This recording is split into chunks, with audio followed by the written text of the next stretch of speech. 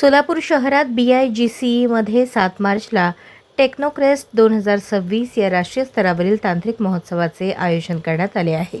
सोलापूर शहरातील केगाव येथील भारतरत्न इंदिरा गांधी महाविद्यालयात दरवर्षीप्रमाणे याही वर्षी टेक्नोक्रेस्ट 2026 या भव्य राष्ट्रीय स्तरावरील तांत्रिक महोत्सवाचे आयोजन करण्यात आले आहे.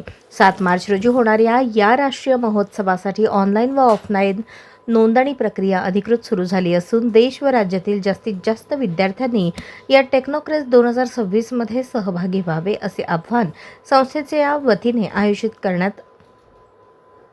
संस्थेच्या वतीने करण्यात आले आहे. विद्यार्थ्यांच्या कल्पकतेला हक्काचे व्यासपीठ मिळणार असून या महोत्सवाच्या माध्यमातून देश व राज्यातील अभियांत्रिकी, पदविका, डिप्लोमा तसेच विज्ञान क्षेत्रातील विद्यार्थ्यांना त्यांचे तांत्रिक कौशल्य आणि नाविन्यपूर्ण कल्पना सादर करण्यासाठी एक हक्काचे व्यासपीठ उपलब्ध होणार आहे.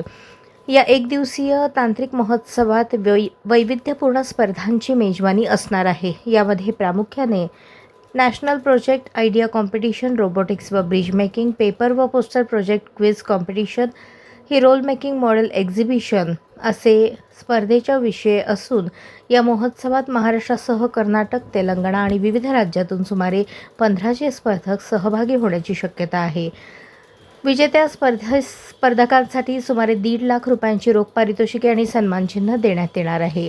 पत्रकार परिषदेत बोलताना संस्थेचे प्राचार्य डॉक्टर अनिल देशपांडे म्हणाले, तंत्रज्ञान झपाट्याने बदलत आहे. विद्यार्थ्यांना प्रत्यक्ष कृतीतून शिकवण्याची संधी मिळावी हाच आमचा मुख्य हेतू आहे. संस्थेचे अध्यक्ष इंजिनिअरिंगचे रवींद्र गायकवाड, सचिव अनामिका रवींद्र गायकवाड यांनी आपले मत व्यक्त करताना सांगितले की हा केवळ एक कार्यक्रम नसून भविष्यातील तंत्रज्ञान एकत्र आणणारा एक विचार आहे.